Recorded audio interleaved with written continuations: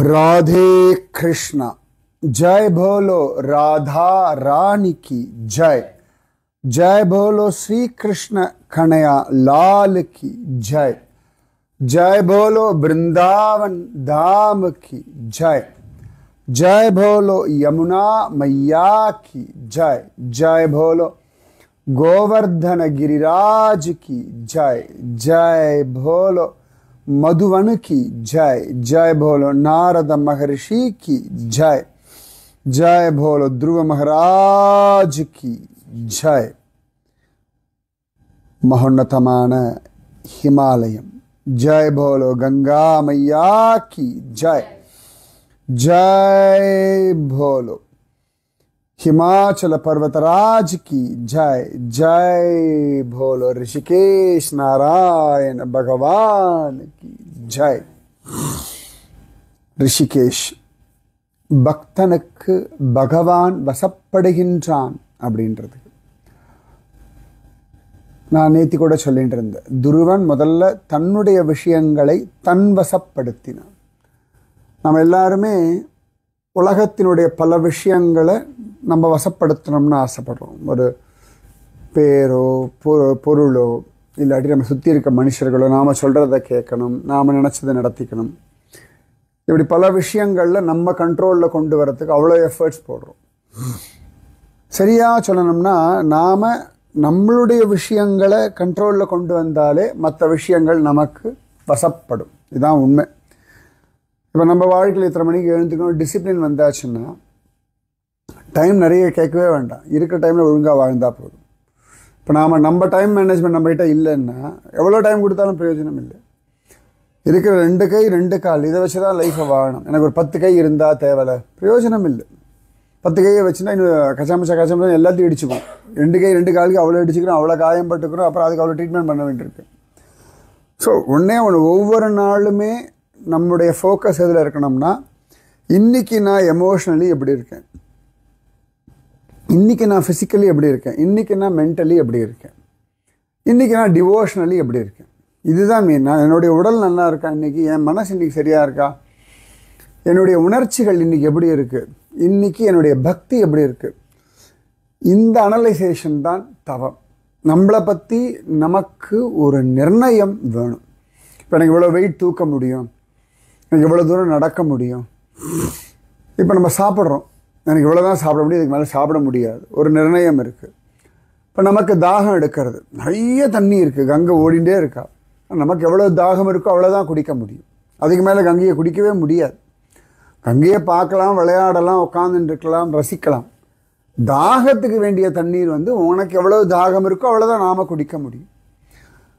அவ்வளோ வெரைட்டியாக செப்பல் இருக்கலாம், ட்ரெஸ் இருக்கலாம், பட் நமக்கு எது கம்ஃபர்ட் ஜோன் இதுதான் நம்ம பார்க்க முடியும். நிறைய ஒரு செருப்பு இருக்கும், ரொம்ப அழகாக இருக்கலாம், பட் நம்ம கம்ஃபர்ட்டாக இல்லைன்னா வாட் ஆர் த யூஸ். கஷ்டப்பட்டு வாங்கிட்டோம் வச்சுக்கோங்களேன், அவ்வளோதான். நல்ல பைசா கொடுத்து வாங்கினேன், போட்டுக்கவே முடியல, போட்டுண்டா கஷ்டமாக இருக்குது. நிறைய பேர் இந்த ஹை ஹீல்ஸ் பார்த்து ஆசைப்பட்டு வாங்கிடுவா, அதுக்கப்புறம் கால் வலிக்கிறது, ஆங்கிள் வலிக்கிறதுன்னு அப்புறம் புலம்பின்னு இருப்பா. யாருக்கும் கொடுக்கவும் மாட்டா, வச்சுட்டே இருப்பா, பார்த்துட்டே இருப்பா, புலம்பின்ண்டே இருப்பா, யூஸ் பண்ணவும் முடியாது. ஸோ நமக்கு ஆனந்தம் தரக்கூடிய விஷயங்கள் என்ன, நமக்கு துக்கம் தரக்கூடிய விஷயங்கள் என்ன, how to safeguard our self. அதுதான் நம்மளை எப்படி நாம் துக்கப்படாமல் கஷ்டப்படாமல் ஜாகிரதையாக சௌக்கியமாக வச்சுக்கிறதுன்றது தான் மெயின் லாஜிக். ஸோ முதல்ல நாம் நம்முடைய விஷயங்களை வசப்படுத்திக்கணும். இப்போ இவ்வளோ குளிரும், ஓகே நான் ஸ்வெட்டர் போட்டுக்கிறேன், நான் மஃப்ளர் கட்டிக்கிறேன், நான் க்ளவுஸ் போட்டுக்கிறேன். இப்போ வெளியில் இருக்க குளிர் மாற்ற முடியாது. இப்போ பத்ரிகாசிரமம் போகிறோம், அங்கே 3 டிகிரின்னா அது 3 டிகிரியை மாற்ற முடியாது. அந்த 3 டிகிரிக்கு ஏற்றா போல் நாம் தெர்மல் வேர் போட்டுக்கலாம். நாம் நம்மளை இதுக்கு ரெடி பண்ணிக்கலாமே ஒழிய வெளியே இருக்கிறத மாற்ற. எப்பவுமே எக்ஸ்டர்னல் ஃபேக்டர்ஸை சரி பண்ணுறதுன்றது இயலாத காரியம். நாம் நம்மளை அதுக்கேற்ற மாதிரி நம்முடைய தகவமைப்பை மாற்றிக்கொள்ளத்தான் முடியும். இவ்வளோதான் வாழ்க்கையின் ரகசியம். அதனால தான் பறவைகள்லாம் பாருங்க, பறவைகள் மிருகங்கள் அதனுடைய லைஃப் ஸ்டைல் என்னமோ அதில் தான் அது வாழ படிக்கும். அதை தாண்டி அது வேற ஒன்றுத்துக்கு ட்ரையே பண்ணாது. நீ கூட ஒரு ரீல் பார்த்துட்டு இருந்தேன், ஒரு அம்மா கரடி, ஒரு குட்டி கரடி, அது நாய்க்குட்டி சைஸ் தான் இருக்குது அந்த குட்டி கரடி. இந்த அம்மா கரடி பனிமலையில் ஏறுறது, இந்த அம்மா கரடி தூக்கிலாம் போக முடியாது. இந்த குட்டி கரடி பின்னாடியே வர்றது, அதுக்கு பெரிய பழக்கம் இல்லை, உருள்ட்டு கீழே போகிறது, அம்மா வேடிக்கை பார்த்துட்டே இருக்குது. திருப்பி இந்த குட்டி கரடி ஏறுது. ரொம்ப எக்ஸ்ட்ரீம் லெவலில் மட்டும்தான் அம்மா கீழே இறங்கி அதை காப்பாற்றுறதை ஒழிய, மற்றபடி இந்த குட்டி கரடி தன்னுடைய பலத்தில் தன்னுடைய முயற்சியில் அந்த பனிமலையில் ஏறினா தான் அது பழைக்க முடியும். ஸோ வாழ்க்கையே இப்படித்தான் டிசைன் பண்ணப்பட்டிருக்கு. நீங்கள் உங்களை காப்பாற்றி கொள்ளுங்கள். நீங்கள் உங்கள் கம்ஃபர்ட் ஜோனை நீ கண்டுபிடி, நீ உன் லைஃப்பை நீ டிசைட் பண்ணு. இந்த சுதந்திரம் இப்போ ஒரு சின்ன மூட்டை பூச்சி கொடுத்துருக்காரு சுவாமி, ஒரு கொசுவுக்கு கொடுத்துருக்காரு, எறும்புக்கு கொடுத்துருக்காரு. இப்போ நமக்கும் அது கொடுத்துருக்காருல்ல. இப்போ ஒரு எறும்பு எப்படி வாழணும்னா அது பறந்து பறந்து போய் வாழ ஊர் ஊராக போயிட்டு இருக்கா. இருக்கிற இடத்துல அது எப்படி கூடு கட்டிக்க முடியும், அதில் வச்சு எப்படி வாழ முடியும், இந்த மாதிரி தான் அது பண்ணும். அப்போ அதுக்கு தன் வாழ்க்கையை அந்த கம்ஃபர்ட் ஜோன் அதில் எப்படி வாழணும்னு இந்த ஒரு சில நண்டுகள்லாம் உண்டு. ஒரு ஸ்டேஜில் அது உடம்பு பெருசாக, ஆனால் அந்த ஷெல் சின்ன சைஸாகவே தான் இருக்கும். அதுக்கப்புறம் என்ன பண்ணோம்னா ஒரு இடத்துல வந்து எல்லா நண்டுகளும் கூடும், எல்லாமே எல்லாம் ஷெல்லை விட்டு வெளில வரும். அப்புறம் வேறு இடத்துல எக்ஸ்சேஞ்ச் பண்ணிக்கும். எக்ஸ்சேஞ்ச் பண்ணி இப்படியே போட்டோம். அது ஒரு பெரிய ப்ராசஸ் மாதிரி பண்ணிகிட்ருக்கோம் அந்த நண்டுகள். சில இதெல்லாம் அந்த லாப்ஸ்டர் அதெல்லாம் உடச்சிண்டு வெளில வரும். அது சைஸ் பெருசாக பெருசாக அதோட ஷெல்லை உடச்சின்னு அந்த கம்ஃபர்ட் ஜோனை உடச்சிட்டு வரும், திருப்பி புதுசாக வளரும். இப்படி தான் வாழ்க்கையானது. அப்போ நாம் நம்மளை பற்றி நம்மளை பற்றி கவலைப்படுறோம். கவனிக்கிறது வேறு, கவலைப்படுறது வேறு. நான் அவ்வளோ கஷ்டப்படுறேனே, எனக்கு இப்படி இருக்கே, இப்படி புலம்புறது பிரயோஜனம் இல்லை. எனக்கு இந்த மாதிரிலாம் இருக்குது, எனக்கு இந்த மாதிரிலாம் வேணும், இதில் நான் என்ன பண்ணணும், நான் எப்படி என் வாழ்க்கையை அமைச்சு கொள்ளணும், இதுதான் முக்கியமாக கவனிக்க வேண்டிய ஒரு விஷயம். துருவன் அவனுக்கு அவமானம் வந்தாச்சு. அவன் அப்பா அவனுக்கு சப்போர்ட் பண்ண அப்பா சப்போர்ட் பண்ணலை. அவமானம் வந்தாச்சு. இது யாரோ வெளியிலேருந்து வரலை. துருவனை சின்ன வயசுலேயும் பார்த்துட்டு இருக்கிற சுருச்சி தான். இவன் தான் என் மூத்த பிள்ளை, இவன் தான் எனக்கு அடுத்த ராஜ்ய பரிபாலனை பண்ணக்கூடியவன் உத்தான பாத ராஜாவுக்கும் தெரியும், நகரத்தில் இருக்க அத்தனை பேருக்கும் தெரியும். ஆனால் துருவனுக்கு சப்போர்ட்னு யாருமே இல்லை. 5 வயசு குழந்தைக்கு தரும். 5 வயசு குழந்தைக்கு சப்போர்ட் யார் வேணா வருவா இல்லையா? யாருமே அவனுக்கு சப்போர்ட் இல்லை. சுருச்சி திட்டும் பொழுதோ, அவள் அப்பா வந்து பதில் பேசாமல் இருக்கும் பொழுதோ, அவன் அம்மாவே போய் அவன் அப்பாவை கேள்வி கேட்க முடியலை. அப்போ எப்படி இருக்கும்? எல்லா பக்கமே ஃபெயிலியர். யாருமே ஒரு சப்போர்ட் இல்லை. சொல்ல எனக்கு யார் இருக்கா சப்போர்ட் பண்ணுறது? துருவனுக்கு 5 வயசு யார் சப்போர்ட் இருந்தா? ஆனால் அந்த பிள்ளை அவ்வளவு அழகாக ஆராதய அதோக்ஷஜ பாத பத்ம அப்படின்னு சொல்லிட்டு கிளம்பினான். நாரதர் வந்தார், வழி காற்றார். அதை பிடிச்சுட்டு நேரம் மதுவனம் போயாச்சு. கரெக்டாக அதை ஃபாலோ பண்ணுறோம். சரி, நமக்கு எவ்வளோ ஆப்பர்ச்சுனிட்டி கொடுத்தாலும் நாம் யூட்டிலைஸ் பண்ணுறது நம்மக்கிட்ட தான் இருக்குது. இப்போ இன்றைக்கி ஹோட்டலில் சாப்பிட்டோம், அவ்வளோ மெனு இருக்குது. சத்தியமாக எல்லாத்தையும் நம்மளால் சாப்பிட முடியாது. இதில் நமக்கு என்ன பிடிக்கும், அதுலேயும் நாம் ஆர்டர் பண்ண மட்டும் சாப்பிடல. எல்லோரும் ஆர்டர் பண்ணால் எல்லாத்தையும் கொஞ்சம் கொஞ்சம் சாப்பிட்டோம், எல்லாத்தையும் டேஸ்ட் பண்ணோம். இப்போ நம்ம பசிக்கு தான் நீங்கள் சாப்பிட முடியுமே ஒழிய இல்லை எல்லா மெனுவும் டேஸ்ட் பண்ணால் நம்மளால முடியாது. அது ஆளுக்கு ஒன்று ஆர்டர் பண்ணால் ஆளுக்கு கொஞ்சம் கொஞ்சம் சாப்பிட்டோம், நிறைய வெரைட்டி சாப்பிட்ட மாதிரி இருந்து வயிறு நம்பியாச்சு. அப்போ இதில் நமக்கு என்ன பிடிக்காது? சிலதை பிடிச்சி வேண்டாம் இன்னும் கொஞ்சம் கொடுங்கோ கேட்டு வாங்கிட்டோம். பிடிக்கல, இல்லை பரவாயில்ல எனக்கு இது போகுது, இதுக்கு மேலே வேண்டாம். அப்போ இப்படி நம்முடைய வாழ்க்கையில் இந்த மாதிரி நிறைய சாய்ஸஸ் உண்டு, நிறைய சான்சஸ் உண்டு, நிறைய ஆப்ஷன்ஸ் உண்டு. Choose the best. இப்போ இன்றைக்கி இது பிடிச்சிருக்கு, நாளைக்கு இதே மெனு திருப்பி சாயங்காலம் சாப்பிடணும்னு சாப்பிட மாட்டோம். அன்றைக்கி சாப்பிட்டாச்சு, வேறு தான் ட்ரை பண்ணுவோம். அப்போ வாழ்க்கையிலே அந்த மாதிரி நிறைய ஆப்ஷன்ஸ் இருக்குது. அது நமக்கு எது வேணும்? துருவன் பார்த்தான், எனக்கு யாரும் அடையாத ஒரு இடத்தை நான் அடையணும். இதற்கு யாருமே அந்த இதுக்கு போயிருக்கக்கூடாது. அது என்னெல்லாம் எனக்கு தெரியாது. I want to achieve something greater than every one else. எல்லாரை விட பெருசாக போகணும். சரி, தபாஸ் பண்ணுறேன். நாரதர் நீ இதை பண்ணு, அதை பண்ணு, நீ இந்த இடத்த அடையணும், அதெல்லாம் ஒன்றுமே சொல்லாது. நாமஜபம் பண்ணு, பக்தி பண்ணு, ஹரித்தியானம் பண்ணு, மதுவனத்தில் இரு, இவ்வளோதான். இவன் பண்ண வேண்டிய ப்ராசஸ் மட்டும்தான் நாரதர் சொன்னார். இவன் அடைய வேண்டிய அவசரத்தை நாரதர் சொல்லலை. குரு திரும்ப திரும்ப நீங்கள் பண்ண வேண்டிய விஷயங்கள், உங்களுடைய விஷயங்களை நீங்கள் எப்படி செய்ய, இவ்வளோ தான் சொல்ல வழிய அடைய வேண்டிய அவசரம் அப்படின்றது நீங்கள் தீர்மானிக்கிறது. எந்த லெவல் வரைக்கும் நீங்கள் போகலாம் நீங்கள் தீர்மானிக்கலாம். அப்படி கோபிகைகள் கிருஷ்ணனோட ராசம்ன்றது அவா தீர்மானிச்சா, கண்ணன் தீர்மானிக்கவே இல்லை, அவா தீர்மானிச்சா. அதே மாதிரி கண்ணனோட மாடு மேய்க்கணும் கோப குழந்தைகள் தீர்மானிச்சா. கண்ணன் எனக்கு கீதை சொல்லணும் அர்ஜுனன் தீர்மானிச்சா, கண்ணன் சொன்னான். கண்ணன் எனக்கு கீதை, அர்ஜுனனுக்கு சொன்ன கீதை எனக்கு சொல்லணும். உத்தவன் தீர்மானிச்சான், கண்ணன் சொன்னான். இந்த ஒரு ஃப்ரீ வில் சுவாமி நமக்கு கொடுத்துருக்க. இது அதிக பிரசங்கித்தனம் கிடையாது. உனக்கு இதெல்லாம் உண்டு, இதுக்கு மேலேயும் உண்டு. You decide and you choose, I am ready to give. இவ்வளோதான். அப்படி துருவன் அவ்வளவு அழகா அந்த ஆசைப்பட்டான். நாரதர் வழி சொல்லி கொடுத்துட்டார். ஓம் நமோ பகவதே வாசுதேவாயன்னு ஜெபிச்சான். இந்திரியங்கள் எல்லாம் அவனுக்கு வசப்பட்டது. சரியா துருவன் ரிஷிகேஷன் ஆகிட்டான். இப்போ இந்த ரிஷிகேஷ் நாராயண் சொல்கிறோம் இல்லையா, இவ்வளோ அழகாக எப்படி அந்த எந்த ரிஷி இங்கே ரிஷிகேஷில் தபஸ் பண்ணது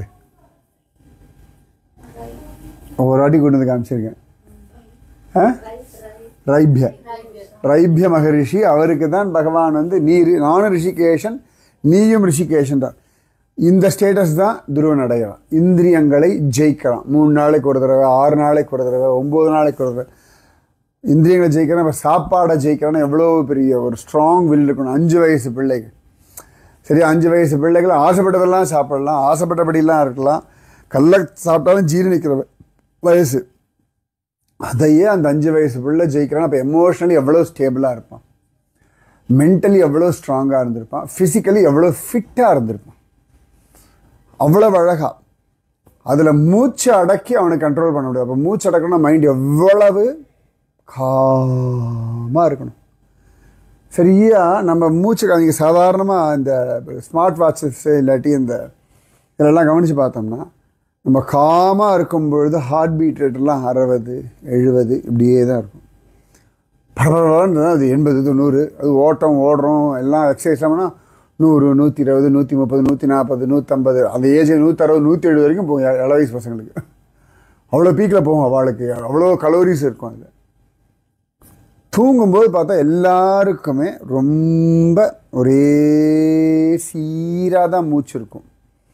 அப்படி காமாக தாட் ப்ராசஸ் ஜாஸ்தியாக இருந்து ஆங்ஸைட்டி ஜாஸ்தியாகும்போது மூச்சு வேக வேகமாக இழுப்போம். இவனுக்கு முழிச்சுட்டு இருக்கும் பொழுது கூட அந்த மூச்சு காற்று அவ்வளவு ஸ்லோவாக, ஏஜ் ஃபேக்டரே சொல்ல மாட்டா. நம்மளுடைய வயசு எப்படின்னா, நம்மளுடைய எத்தனை மூச்சு காற்று விடுறோமோ அதை பொறுத்து. நம்மளுடைய மூச்சு காற்று எவ்வளவு ரிலாக்ஸ்டாக இருக்கோ அவ்வளவுக்கு அவ்வளோ வாழ்க்கை லாங்கிவிட்டி. அது பாட்டுக்கு அது இப்போலாம் எவ்வளோக்கு மைண்ட் ரிலாக்ஸ்டாக இருக்கோ, பிரெயின் ரிலாக்ஸ்டாக இருக்கோ, லைஃப் ஸ்பேன் இன்க்ரீஸ் ஆகிட்டே இருக்குன்ற. பரவாயில்ல தான் லைஃப் ஸ்பேன் கம்மியாக இருக்கு. இந்த ஆமையெல்லாம் பாருங்கள், ஃபிசிக்கலி மென்டலி எமோஷ்னலி அப்படியே இருக்கும். அது ஆமையை மாதிரி இருக்கும்னா அலட்டிக்காது. அது அதோட பேசுகிறதான் தான் போகும். ஆனால் முயலை ஜெயிச்சு விட்றதா இல்லையா? முயலுக்கு அவ்வளோ ஸ்பீடு. ஒரு ஃபியூ செகண்ட்ஸில் ஜெயிச்சு முடிச்சு அடுத்த வேலையை பார்க்கலாம். அது ஜெயிக்கிறதோட மற்ற எல்லா வேலையும் பார்க்கும்.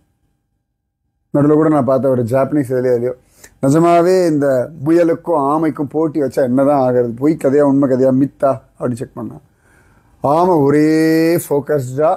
என்ன ஆமை எவ்வளோ இந்த ஒரு பெட்டு நீளம் இருக்கும், ஒரு 4-5 அடி மேக்ஸிமம், ஒரு 10 அடி ட்ராவல் பண்ணால் வின்னு. இந்த 10 அடிக்குள்ள முயல் கடகடன்னு போகிறது ஒரு நின்றுடுது. அவ்வளோதான். இப்படி பார்க்குறது அப்படி பார்க்குறது எல்லாம் பார்க்குறது. கடைசி வரைக்கும் அந்த லைன் பக்கமே வரல. திடீர்னு குடுக்குன்னு ஓடும், பாதியில் நிற்கும், அப்புறம் பராக் பார்த்துட்டு இருக்கும். இந்த ஆமை ஒரே ஃபோக்கஸ்டாக அந்த கன்சிஸ்டன்சி. இப்படி இன்னி கூட ஒரு மீம் பார்த்தேன். தப்பான்னு ஒரு பாறை மேலே தண்ணியை கொட்டினா பாறையில் ஒன்றும் ஒரு பெரிய சேஞ்சஸே வராது. அதே ட்ரிப் ட்ரிப்பாக வரும்பொழுது அந்த இடத்துல அந்த பாறையோடைய இதுவே மாறும். எறும்பூர கல்லும் தேயும்னு அந்த ஃப்ரிக்ஷன் தப்பான்னு கொட்டித்துனா ஒன்றும் பிரயோஜனமே இல்லை. அது கொஞ்சம் கொஞ்சமாக வரும்பொழுது அந்த இத்தனை வருஷங்கள் கழித்து இப்போ ஃபால்ஸ் எல்லாம் பார்க்குறோன்னா அந்த இடத்துல ஃபார்மேஷன் அவ்வளோ ட்ரிப்பாக விழுந்து அந்த ஃபார்மேஷன். இப்போ நம்ம கங்கையெல்லாம் பார்க்குறோம். எடுத்தோடனே மலை அப்படி உடச்சிட்டுலாம் வரல, ஓடி அதை டீப்பாகி இவ்வளோ தூரம் 2 மலைக்கு நடுவில் சூப்பராக வருதுன்றோம். அவ்வளோ பெரிய மலையில் கொஞ்சம் கொஞ்சமாக அதை வெட்டி இத்தனை வருஷம் ஓடி இந்த கன்சிஸ்டன்சி. ஸோ மைண்டில் ஒரு விஷயத்தை அடையணும்னா அந்த கன்சிஸ்டன்சி விடாமல் பண்ணிகிட்டே இருக்கணும். துருவன் அப்படி பண்ணிட்டு இருக்கான். மைண்ட் அவ்வளவு காமாக இருக்குது. அதனால் மூச்சு காத்த கூட அடக்கிட்டான். சுவாமி பிரத்யக்ஷமாக நின்றுட்டான். இந்திரியங்களை வசப்படுத்திட்டான். ரிஷிகேஷன் ஆயிட்டான். ஹிருதயத்துக்குள்ள இருக்க ரிஷிகேஷ் நாராயணன் காட்சி கொடுத்துட்டான். உள்ளுக்குள்ள காட்சி கொடுக்கிற வெள்ள சுவாமி நிற்கிறார். ஆனால் இவனுக்கு வெளியில் இருக்கிற சுவாமியை பார்க்க வேண்டாம், உள்ளுக்குள்ளேயே கவனிச்சுட்டு இருக்கான். வேற ஒரு கவனமே இல்லை. பகவான் பார்த்தா நான் வெளில வந்தே கவனிக்க மாட்டேங்கிறான். அப்போ உள்ள இருக்கிற காட்சியை மறைச்சா வெளியில பார்ப்பான்னு சொல்லி உள்ள இருக்கக்கூடிய காட்சியை மறைச்சோன்னு டக்குன்னு மிஸ் ஆகிடுதே அப்படின்னு கண்ணை திறந்தான். டக்குன்னு ஏதோ கையில் நழுவுறா போல இருக்கு. இப்போ நம்ம தூங்கிட்டு இருந்தோம் பஸ்ஸில், டக்குன்னு மொபைலோ ஏதோ டக்குன்னு முடிச்சுப்போம். அது கான்ஷியஸாக இப்போ கான்ஷியஸ் வந்துடும் இல்லையா? அந்த மாதிரி டக்குன்னு கண்ணை திறந்து பார்த்தா உள்ளுக்குள்ளே பார்த்துருந்த அந்த கட்டை அளவு பிரமாணம், கட்டை விரல் அளவு பிரமாணமாக இருக்கிற சுவாமி பிரத்யக்ஷமாக ஃபுல் சைஸில் இருக்கார். உடனே நமஸ்காரம் பண்ணிட்டான். பேச்சு வரலை. பகவானை கட்டிக்கிற மாதிரி இருக்கான், முத்தம் கொடுக்குற மாதிரி இருக்கான், கொஞ்சற மாதிரி இருக்கான். சுவாமிக்கு தெரியுது இவனுக்கு ஏதோ பேசணும்னு ஆசையாக இருக்குது, பேச வரலன்னு சொல்லி அந்த சங்கத்தை கொண்டு அவன் கன்னத்தை தடவுறார். தடவினோன்னு துருவன் ஸ்துதி பண்ணுறான். இது எல்லாமே மதுவனத்தில் நடக்கிறது. த்ருவ உவாச்ச சோ யோந்த பிரவிஷ்ய மம வாசமிமாம் பிரசுப்தாம் சஞ்சீவயத் யகில சக்திதரஸ்வதாம்னா அன்யான்ஸ அஸ்தச்சரண ஸ்ரவண த்வக் ஆதீன் பிராணான் நமோ பகவதே புருஷாய துப்யம். சில இடங்களில் இன்றைக்கி தான் சுகபிரம்ம மகர்ஷியோட ஜெயந்தி அப்படின்னு காண கிடைக்கிறது. இந்த ஸ்லோகமெல்லாம் சுகபிரம்மம் சொன்ன விஷயம். வேதவியாசர் எழுதி சுகபிரம்மம் சொல்லி அவ்வளோ அழகா துருவனுடைய ஸ்துதி. மதுவனத்தில் சுவாமியை பார்த்துட்டு துருவன் சொன்ன விஷயம் இது. யோந்த பிரவிஷ்ய மம வாசம் இமாம் பிரசுப்தாம். என் உள்ளுக்குள்ளிருந்து என்னை தூண்டுபவன் எவனும். என்னுடைய வாக்கு, என்னுடைய இந்திரியங்கள், இது எல்லாம் தூண்டுபவன் எவனோ அப்பேற்பட்ட பகவானே உனக்கு நமஸ்காரம். என்னுடைய கைகள், கால்கள், காதுகள், என்னுடைய இந்திரியங்கள், வாழ்க்கை, என்னுடைய பேச்சு, என்னுடைய வார்த்தைகள், இந்த புத்தி, இதை பேசணும் அப்படின்ற மைண்ட் செட், இந்த வார்த்தைகள், இது எல்லாம் எனக்கு உள்ளிருந்து நீதானே தூண்டுறாய். உள்ளுக்குள்ளே நீ தோன்ற. ஐயோ அந்த பிரவிஷ்ய, எனக்கு உள்ளுக்குள்ளே இந்த எல்லாரும் சுவாமியை வெளியில் தேடுறோம். சரியா உள்ளுக்குள்ளே இருக்கார். ரொம்ப கம்ஃபர்டபுளாக எப்பவும் ஒரே ஸ்டேட்டஸோட ஒரே சமாதானம். அதுக்காக தான் இந்த யோகா பண்ணுறது, பிராணாயாமம் பண்ணுறது எல்லாம். அதுக்குன்னா அந்தர்யாமியாக இருக்க சுவாமி நல்லா யோக நகரின்னு பேர் ரிஷிகேஷ்க்கு. நீங்கள் ரயில்வே கோட்லலாம் பார்த்தா யோக நகரி ரிஷிகேஷ் ONRKன்னு தான் போட்டிருப்பா. யோக நகரி ரிஷிகேஷ் ONRK. அந்த ரயில்வே கோடு, ஸ்டேஷன் கோடில் மெட்ராஸில் ஒவ்வொரு கோடு இருக்கு இல்லையா, அந்த மாதிரி ONRK யோக நகரி ரிஷிகேஷ் அப்படின்னு தான் அதுக்கு பேர். ஏன்னா இங்கே இந்திரியங்கள் சுலபமாக வசப்பட்டுடும். இந்த ஏரியா அப்படி அவ்வளோ பெரியவே தபஸ் பண்ணியிருக்கா. அந்த கங்கை, அந்த ஹிமாலயம் நமக்கே தெரியாது. வருஷம் வந்துட்டுருக்கோம். பீஸ் அப்பாடா, ஹிமாலய சந்தாச்சுன்னா நமக்கு தெரியாமலேயே ஒரு காம் டவுன் ஆகிடும். ஒரு பரபரப்பெல்லாம் இருக்கவே இருக்காது. ரொம்ப ரிலாக்ஸ்டாக ஒரு இது இருக்கும். அப்போ அவன் சொல்கிறான், எனக்கு உள்ளுக்குள்ளே நீதானே தூண்டுறாய் அப்படின்ட்டு. ஸோ உள்ளுக்குள்ளே சுவாமி இருக்கார். நீ எனக்கு உள்ளேருந்து எல்லாத்தையும் தூண்டுறாய் அப்படின்ற. அடுத்து சொல்கிறான், ஏகஹத்வமேவ பகவான் இதமாத்மசக்தயா மாயாக்யயோரு குணயா மகதாத்யேஷம் சிருஷ்டவாணு விஷ்ய புருஷः தத் அசத்குணேஷு நானேவ தாருஷ விபாவ சுவத்விபாசி. அப்பா எல்லாத்துக்குள்ளேயும் நீ தான் இருக்காய். உலகத்தில் நிறைய விஷயங்கள் நம்ம பார்க்குறோம். இது எல்லாமே பகவான் சிருஷ்டிச்சிருக்கான். அதுக்குள்ளே அந்த எனர்ஜியாகவும் சுவாமி இருக்கான். இப்போ நம்ம உட்காந்துருக்கோம், இங்கே லைட் எரிகிறது, ஏசி ஓடுறது, கட்டில் உட்காந்துருக்கோம், சேரில் உட்காந்துருக்கோம், சாஞ்சின்னு இருக்கோம், ட்ரெஸ் போட்டுருக்கோம், சாப்பிட்ருக்கோம். உள்ளுக்குள்ள ஒரு ஜீரணமான ப்ராசஸ். இது எல்லாத்துக்குள்ளேயும் ஒரு எனர்ஜி இருக்குது. இப்போ ஏசியில் ஒரு எனர்ஜி, இந்த லைட்டில் ஒரு எனர்ஜி. ஏசி லைட் எடுத்துக்கோங்க, ரெண்டுமே கரண்ட்டில் தான் வேலை பண்ணுறது. ஆனால் ஏசி ஒரு சில்னஸ் கொடுக்கறது, லைட் வெளிச்சத்தை கொடுக்கறது.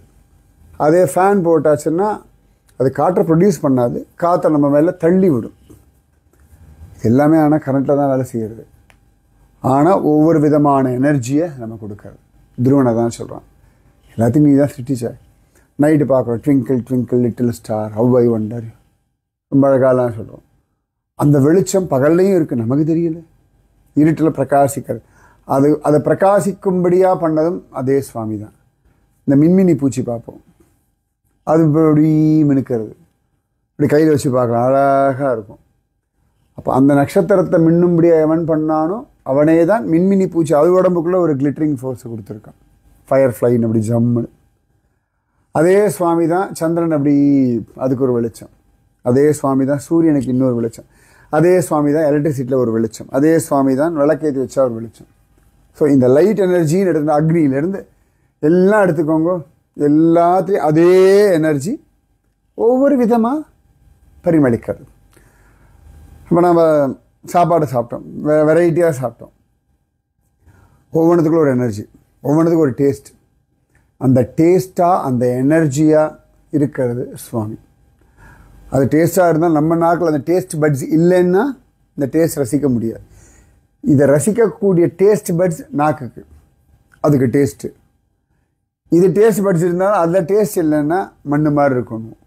அது நன்னா இருந்தாலும் டேஸ்ட் பட்டு வேலை செய்யலைன்னா ருச்சியே இல்லைன்னு. சமயத்தில் இந்த ஜுரம் வந்துட்டு போனதுக்கப்புறம் எதுவும் சாப்பிட பிடிக்கலன்னு, நாக்குக்கு ஒன்றுமே பிடிக்கலன்னு. ஏன்னா நாக்கு சரியில்லை, அந்த டேஸ்ட் பட்ஸ் எதுவும் ஒழுங்காக வேலை செய்யலை, எனக்கு ஒன்றுமே வேண்டாம். அதே சாப்பாடு முன்னா நாள் சாப்பிட்ருப்போம், எனக்கு ஒன்றுமே, எனக்கு பார்த்தாலே ஒரு மாதிரி பண்ணுறது அப்படின்னு. இப்போ ஒன்றோட இப்போ நன்னா சாப்பிட்டோம், இப்போ திருப்பி ஆர்டர் பண்ணுறாரா, ஃப்ரீயாக எல்லாம் வாங்கி தரேன் வாங்கும் அப்படின்னாரு. எனக்கு வேண்டாம், ஃபுல்லாக சாப்பிட்டாச்சு, ஃப்ரீயாக வேண்டாம், காம்ப்ளிமெண்ட்டாக தரோம், ஏதோ ஒன்று சொல்கிறா வச்சுக்கோங்க. திருப்பி சாப்பிடுவோமா? சத்தியமாக சாப்பிட மாட்டேன். பசி இருந்தால் தான் அதுக்கு ஒரு ருச்சி. நம்ம கூட சொன்னோம், பசிக்கிறது தான் எல்லாமே நல்லா இருக்குது. அப்போ இந்த டேஸ்ட் பட்ஸும் வேணும், பசியும் வரும். அப்போ எல்லா விதமான எனர்ஜியாக, அப்போ ஆணுக்குள்ள ஒரு எனர்ஜி, பெண்ணுக்குள்ள ஒரு எனர்ஜி, பூக்குள்ள ஒரு எனர்ஜி. இப்போ லிச்சி பழம் சாப்பிட்டோம், நல்ல ருச்சி, சூப்பராக இருக்குன்னு. அந்த கொட்டையை யாரும் பத்திரப்படுத்தலை, நமக்கு அது வேஸ்ட்டு, தோல் வேஸ்ட்டு, அது குப்பையில் போட்டோம். ஆனால் அது மண்ணில் போட்டோம்னா அதுக்கு திருப்பியும் உரமா. இன்றைக்கி கூட நம்ம பார்த்தோம் இல்லையா, அந்த ஆரஞ்சு பீல் டன் டன்னாக கொண்டு போய் ஒரு பேரன் லேண்டில் போட்டுவிட்டா ஒன்றுதும் பிரயோஜனம் இல்லாத ஒரு 10 வருஷம் கழிச்சு பார்த்தா காடாக ஆகிடுது அப்படின்னா, அப்போ ஒரு எனர்ஜி இருக்குது. துருவனை தான் சொல்கிறான், எல்லாத்துக்குள்ளேயும் எனர்ஜியாக நீ தான் இருக்கா, எல்லாத்தையும் சிருஷ்டிச்சது நீ தான், எல்லாத்துக்குள்ளேயும் நீ தான் இருக்கா, எல்லா விதமாகவும் எல்லாத்தையும் உண்டாக்கி உள்ளுக்குள்ளேருந்து எல்லாத்தையும் நடத்துகின்ற சக்தி நீ. என்ன ரியலைசேஷன் பாருங்க, 5 வயசுக்கு அவன் சொல்கிறான், என்னை பேச வைக்கிறது நீ, யோசிக்க வைக்கிறது நீ, வார்த்தையும் நீ, இப்போ தரிசனம் கொடுக்கறதும் நீ, எனக்கு சந்தோஷத்தை கொடுக்கறதும் நீ, எனக்கு உள்ளுக்குள்ளேருந்து இதை அனுபவிக்க வைக்கிறதும் நீ.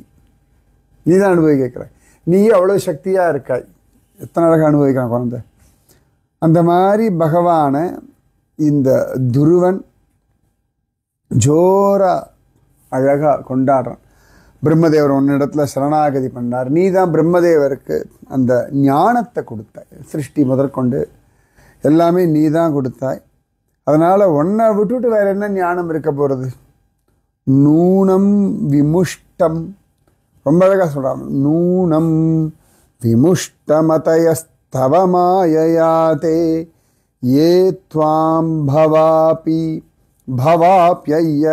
பவாப்யய விமோக்ஷண மன்யஹோ ஹேதோஹோ அர்ச்சந்தி கல்பகதரும். ஒவ்வொன்றா அவன் அப்படி அனுபவிக்கிறான். உள்ளுக்குள்ளே இருந்து இவ்வளோ விஷயங்களை நீ அழகாக எங்களுக்கு பண்ணி கொடுக்குறாய்.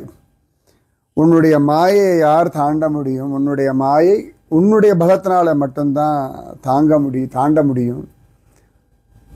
இல்லாட்டி நாங்கள்லாம் என்ன பண்ண முடியும்? எல்லாமே உன்னுடைய கிருபை தான் அப்படின்னு சொல்லி அவ்வளவு அழகாக பகவானை கொண்டாடுறான் இந்த துருவன்.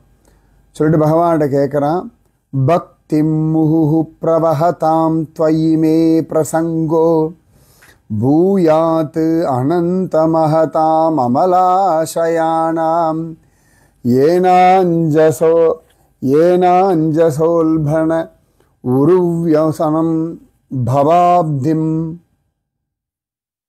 நேஷ்யே பவத்குண கதாமிருத பாணமத்தஹ.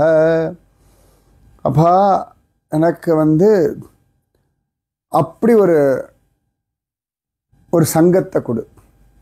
எந்த மகாத்மாக்கள் அழகா உன்னையே நினச்சிண்டு உனக்காகவே வாழ்ந்துண்டு ஒரு நதி அப்படி தொடர்ந்து அப்படி ஓடிண்டே இருக்கல, கங்கை ஓடுறதில்லை. அந்த மாதிரி இந்த மகாத்மாக்கள் மனசு கான்ஸ்டண்ட்டாக உங்ககிட்டே ஓடி வந்துட்டுருக்கு. அவர்களோட எனக்கு ஒரு சத்சங்கத்தை கொடு. அவன் மனசு எப்பொழுதுமே உங்ககிட்ட இருக்குது, எப்பொழுதும் ஒன்றே நினச்சிட்டு இருக்கா. அவர்கள் உன்னுடைய கதையை கேட்டாலே என் மனசு அப்படியே ஒரு கிறங்கி போய்டுறது, என் மைண்ட் அப்படியே பீஸ்ஃபுல்லாக ஆகிடுறது. அதனால் எனக்கு நிறைய சத்சங்கம் கொடு. எப்பொழுதுமே எனக்கு உன்னுடைய சத்சங்கம் தான் வேணும். ஹிருதயத்தில் உன்னையே நினச்சிட்டு இருக்கக்கூடிய அந்த பக்தியை கொடு. நாத பரம் பரம வேத்மி நயத்ர வாதக. எனக்கு எதுவுமே தெரியாது, எல்லாமே முடிஞ்சாச்சு. இனிமேல் நீ என்ன சொல்கிறியோ உன் இஷ்டப்படி நான் வாழ்ந்தா போதும். கல்பாந்த ஏதத் அகிலம் ஜடரேன கிருண்ணன் சேதே புமான் ஸ்வதுக அனந்த சகஸ்ததங்கே. அப்பா எல்லாத்துக்குள்ளேயும் நீ இருந்துண்டு இவ்வளோ அழகாக பண்ணுற. பிரளய காலத்தில் எல்லாத்தையும் உள்ளுக்குள்ளே வச்சுண்டு எங்கள் எல்லாரையும் வச்சுண்டு நீ தான் காப்பாற்றுற. அப்புறம் நாபிலேருந்து நீயே ஒரு கமலத்தை உண்டாக்குறாய், அதுலேருந்து பிரம்மதேவரை உண்டாக்குறாய். எனக்கு இவ்வளோதான்ப்பா புரியறது. அப்பேற்பட்ட உனக்கு நமஸ்காரம் அப்படின்னு சொல்லி பகவான் அவ்வளோ அழகாக இந்த துருவன் ஸ்தோத்திரம் பண்ணுறான். எதுவுமே தெரிய வேண்டாம், உன்னை மட்டும் தெரிஞ்சால் போதும். உன்னை கொண்டாட பக்தாளோடு எனக்கு சம்பந்தம் இருந்தால் போதும். அந்த சத்சங்கத்தை கொடு. பிரபத்ய அகம் பிரபத்ய, உன்னை நான் சரணாகதி பண்ணுறேன். Total surrender. எனக்கு எதுவும் தெரியலப்பா, நீ பெரியவன், நான் உன்னை நம்புகிறேன், உன்னிடத்துல நான் சரணாகதி பண்ணுறேன். இதுதான். எதுவுமே புரியலனா கூட டோட்டல் சரண்டர். எனக்கு உள்ளேருந்து தூண்டுறது நீ தான், எல்லா விதமாக வியாபிச்சிருக்கிறது நீ தான். உன்னுடைய மாயையை உன் பலத்தினாலே மட்டும்தான் தாண்ட முடியும். நீ தான் பிரம்மதேவர் முதற்கொண்டு எல்லாருக்கும் உபதேசம் பண்ணுறாய். எப்பொழுதும் உன்னையே நினச்சிட்டு இருக்கக்கூடிய சாது ஜனங்களோட எனக்கு ஒரு சங்கத்தை கொடு. அவனோட ரிக்குவயர்மெண்ட் இவ்வளோதான் துருவனுக்கு. அதுக்காக தான் இப்போ நம்ம ஹிமாலயாஸ் எதுக்கு வரோம்? சாது சங்கம். நம்ம பாட்டுக்கு இப்படி அலைஞ்சுட்டு இருக்கோம், எத்தனையோ பக்தாளை பார்க்குறோம், அதுவே ஒரு சங்கம். ஹிமாலயமே ஒரு சாது சங்கம். அங்கங்கே ரிஷிகள் ஞானிகள் எல்லாரும் இருக்கா. கங்கையே ஒரு சங்கம். அவ்வளோ பெரிய பாக்கியம் நமக்கு. இப்போ இங்கே இருக்கா, வேலை செய்கிறா ஹோட்டலில், இவாளெலாம் இங்கேயே வாழ்ந்துட்டு இருக்கா. அவள் டெய்லி கங்கா ஆரத்திக்கு போகிறாளான்னு தெரியாது, டெய்லி மற்ற விஷயங்களை அவள் பண்ணுறாளான்னு தெரியாது. ஆனால் இங்கே இருக்கா. ஜெய் போல கங்கா மையாக்கி அப்படின்னு சொல்லிட்டு இருப்பாள். கங்கை தான் எல்லாத்தையும் நடத்துகிறான்னு அவளுக்கு தெரியும். சில பேர்லாம் இப்போ கூட நான் எங்கேயோ போனேன், எங்கே மறந்து போச்சு, இந்த இடத்துக்கு போய் இப்போ நான் எங்கே போனேன், சமீபத்தில் எங்கேயோ போயிருந்தேன். அப்போ கூட பண்டர்பூர் தான். பண்டர்பூரில் தான் நான் இந்த பையனை கேட்டேன், நீ எத்தனை நாள்டா டெய்லி கோவில் போகிறேன், எப்படா கடைசியாக நீ பாண்டங்கன் கோவில் போனேன்னு கேட்டேன். ஏன்னா அந்த ஹோட்டல்லேருந்து 100 மீட்டர் தூரம் தான் கோவில். இப்போ நான் அவன்கிட்ட கேட்டேன், நீ கடைசியாக எப்போ கோவில் போனேன், போன வருஷமாக எந்த மாதம் ஒன்று? அவன் சொன்னான் 6-7 மாதம் ஆயாச்சு. அவன் கவலையே பட 6-7 மாதம் ஆயாச்சு மகராஜ். அந்த பக்கம் போகும்போது வெளிலேருந்து கை கூப்பிடும், உள்ளே கூட ஏற மாட்டேன். அப்புறம் என்னடா பண்ணுற அப்படின்னா, அவனை பார்க்க வர உங்களுக்கெல்லாம் சர்வீஸ் பண்ணுறேன்ல, சிம்பிள். எனக்கு அது மாதிரி பதில் இல்லை. அவன் சொல்கிறான் 100 மீட்டர் கரெக்டாக தட்டிக்கு விழுந்தா தாண்டி தான் போயிட்டு வரான். அவன் சொல்கிறான், அவரோட பக்த ஜனங்கள் வர உங்களுக்கெல்லாம் கைங்கரியம் பண்ணுறான், அப்போ பாண்டன் எனக்கு ஆசீர்வாதம் பண்ண மாட்டேன், நான் பண்ணியே ஆகணும். அதை அடிச்சுட்டு இவ்வளோ கஷ்டப்பட்டு இவ்வளோ ஸ்லோகம்னு சொல்லி இவ்வளோ வியாக்கியானம் நான் கொடுத்துட்டுருக்கேன். அவன் சிம்பிளாக அடிக்கிறான், உங்களுக்கெல்லாம் பண்ணால் பாண்டன் எனக்கு கிருப்பை பண்ணி தானே. நன்னா இருக்குது, ஒரு குறை இல்லை, விட்டலன் கிருபேன்றான். விட்டலன் போய் பார்க்கவே இல்லை, ஆனால் விட்டலன் கிருபை, அந்த ரியலைசேஷன் அதுதான். அப்போ இதுதான் நமக்கு வேணும். சுவாமியோட கிருப்பை கிடச்சிருக்கு, let me enjoy. So Dhruvan இவ்வளோ அழகாக ஸ்தோத்திரம் பண்ணான், சுவாமி அவ்வளோ அழகாக நிதானமாக கேட்டுருக்கார். இது எல்லாம் நடந்தது அந்த துருவட்டிலா மதுவனத்தில். அந்த இடத்துல இப்போ சுவாமி பேர் துருவ நாராயணன்னு பேர். இந்த துருவனுக்கு காட்சி கொடுத்தது யார் அப்படின்னா பிருஷ்ணி சுதபஸ், இவர்களுக்கு பிறந்த பிருஷ்ணி கர்ப்பந்தான் துருவனுக்காக வந்த ஹரி. அந்த பிருஷ்ணி கர்ப்பந்தான் திரும்பி வாமனனா வரார். அதே பிருஷ்ணி கர்ப்பந்தான் பின்னாடி கிருஷ்ணனா வரார். கிருஷ்ணன் தான் வாமனன், கிருஷ்ணன் தான் பிருஷ்ணி கர்ப்பன். அந்த பிருஷ்ணி கர்ப்பன் தான் பிருஷ்ணியுடைய கர்ப்பத்திலேருந்து வந்தனால பிருஷ்ணி கர்ப்பன்னு பேர். அந்த பிருஷ்ணி கர்ப்பன் தான் துருவனுக்கு காட்சி கொடுத்த ஹரி அப்படின்னு காண கிடைக்கிறது. ஸோ இன்றைக்கி ரிஷிகேஷில் கங்கை கரையிலேருந்து நமக்கு இந்த பாக்கியம். துருவனை போல அந்த ஸ்திர புத்தியும், அவனை போல பக்தியும் ஸ்ரத்தையும் சத்சங்கத்தில் ருச்சியும் என்றைக்கும் பகவான் அவங்க எல்லாருக்கும் தரட்டும், கேட்குறவாளுக்கும் தரட்டும். துருவனை போல பகவத் அனுபவமும் சித்திக்கட்டும். ராதே கிருஷ்ணா, ராதே கிருஷ்ணா, கிருஷ்ணா ராதே, ராதே கிருஷ்ணா, கிருஷ்ணா ராதே, ராதே கிருஷ்ணா, கிருஷ்ணா ராதே, ராதே கிருஷ்ணா, கிருஷ்ணா ராதே. जय बोलो राधा रानी की जय, जय बोलो श्री कृष्ण कन्हैया लाल की जय, जय बोलो वृंदावन धाम की जय, जय बोलो यमुना मैया की जय, जय बोलो गोवर्धन गिरिराज की जय, जय बोलो गंगा मैया की जय, जय बोलो ऋषिकेश नारायण की जय, जय बोलो ध्रुव नारायण भगवान की जय, जय बोलो ध्रुव महाराज की जय, जय बोलो नारद महर्षि की जय, जय बोलो मधुवन की जय, जय बोलो योग नगरी ऋषिकेश की जय, जय बोलो हिमाचल पर्वत राज की जय, जय बद्री विशाल, जय केदार बाबा, जय बोलो यमुना मैया की जय. राधे कृष्णा.